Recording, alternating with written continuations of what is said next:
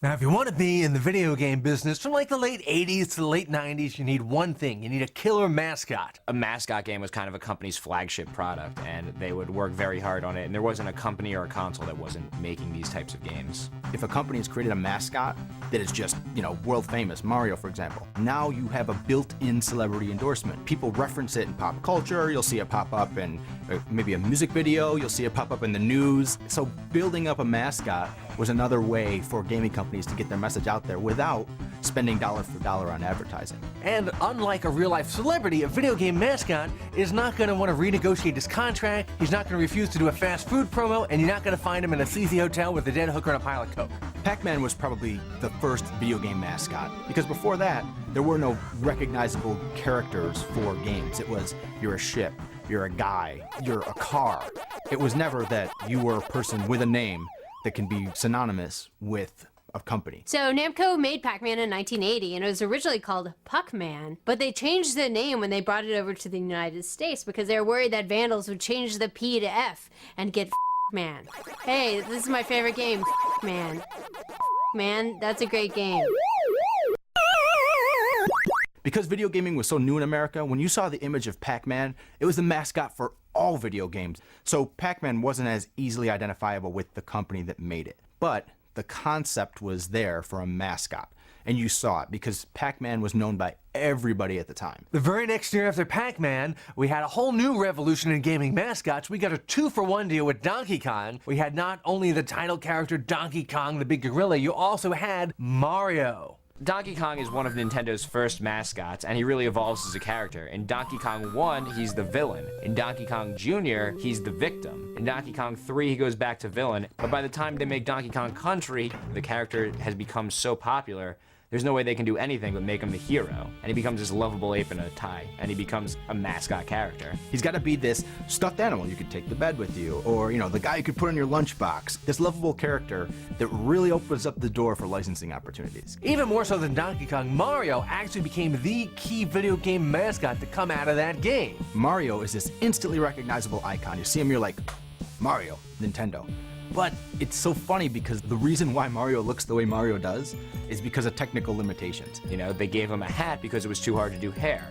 They gave him a mustache because it was too hard to do a mouth. They gave him a big nose because they hate Italians. Mario has overalls on because the overalls could be different color than his arms, so you can see the arms move. And the name Mario actually comes from the landlord of the building that Nintendo of America was housed in back then. They thought this kindly old Italian guy kind of looked like their character and said, that guy's name is Mario? Our guy's name is going to be Mario. Mario and Luigi basically initiated a Cold War among game makers to create the most lovable mascot that game players would identify with your company.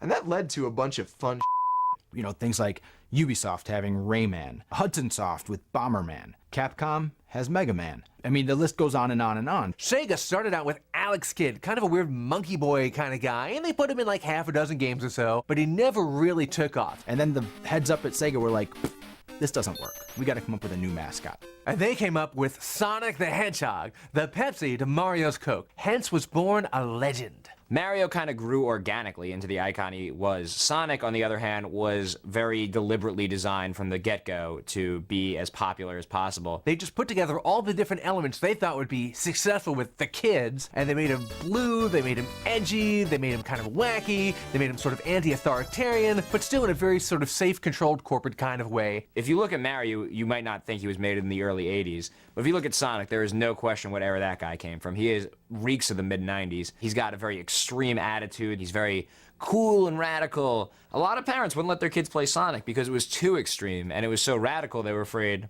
that he was going to overthrow the government. But the game was good.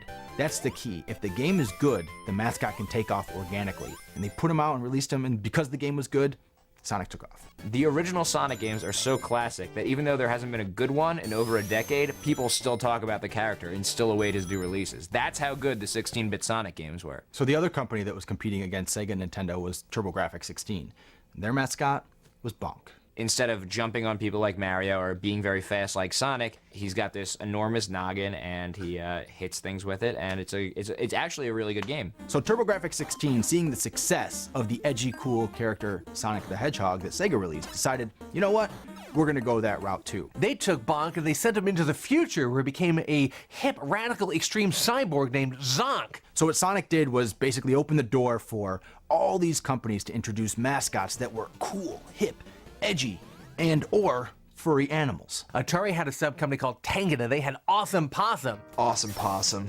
Wonderful. Just a wonderful carbon copy of Sonic the Hedgehog. We get Awesome Possum. We get Sparkster the Rocket Knight. He's I believe a hamster or a possum in like a knight uniform with a rocket pack. Then a company called IRM tried Rocky Rodent. He was like a hip, cool rodent who took his different hairstyles and threw them at bad guys. Sunsoft has Arrow the Acrobat, who eventually they spin off into Zero the Kamikaze Squirrel. Then there's Bubsy the Bobcat, who was had this exclamation point on his shirt. That's how extreme he was. Even his shirt was yelling at you. So Bubsy actually held his own for a little while until Bubsy 3D came out, widely considered one of the worst games ever. Even a decent mascot cannot survive a terrible game. And these games were just a dime a dozen. Everyone had to try to get one out there. Even the good ones are getting lost in the shuffle. There's just so many of them. Zero the Kamikaze Squirrel, that was a thing. That one sounds pretty good, doesn't it? Possibly the only goofy mascot from that era besides Sonic that's still around is Kirby. It seems like the most generic of game mascots. I mean, you just have a cute pink bubble that eats things. Yet for some reason, Kirby's still an active player and one of Nintendo's biggest characters. So after Sonic, the only one to kind of really stand out in this extreme furry animal brigade was Crash Bandicoot. What I like about Crash Bandicoot is that he doesn't have attitude. He's just kind of crazy. Like he just kind of looks off kilter. Like he could turn on you at any minute. That's what I liked about him. Crash Bandicoot did well because he had good games. Crash Bandicoot was pretty much the Mario of the PlayStation. You know it's a good mascot when he gets a kart racing game. And Crash got a great kart racing game. But then he kind of lost his mascot status because eventually his game started showing up on all the different systems. Games on the GameCube, games on the Xbox. So he went from mascot status to basically a well-known game character status. Now the same thing that happened to Crash actually happened to another character called Zool years earlier. Commodore was going to use Zool as a cute little ninja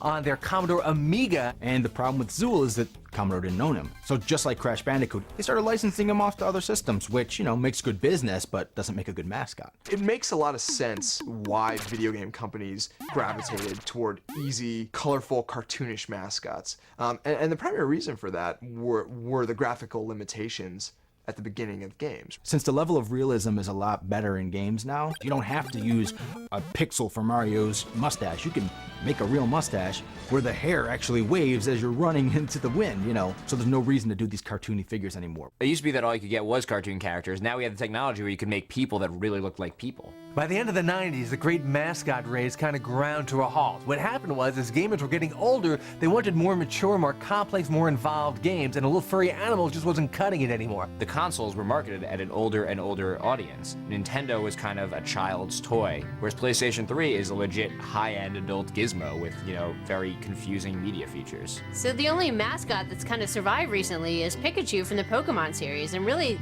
if you look at it, that game is also just for kids. Out of all these mascots, Mario is really the only one who's been around from the very beginning. Now, why is that? It's because he's like Tony Bennett. He doesn't try to change with the times, and that's why we still love Mario today. Mario is a lot like Mickey Mouse. Mickey Mouse can have a cartoon that takes place in the 1400s, and then another one that takes place present-day Christmas time. In the same way, Mario can play tennis one game, save the princess in another, and then race in another. He can be a boxing ref. He kind of fits into all these things. Unlike some of these other characters, which are just front-loaded with too much attitude and too much backstory, and then they just don't fit. You know, Sonic is still alive, Pokemon, Kirby, obviously the Mario series, proves that established mascots can still live. But companies' willingness to engage in the space in that way has not been the same. The mascot fad was just that. It was a fad. And it's over. But, like most fads, it was fun while it lasted. R.I.P. mascots. R.I.P.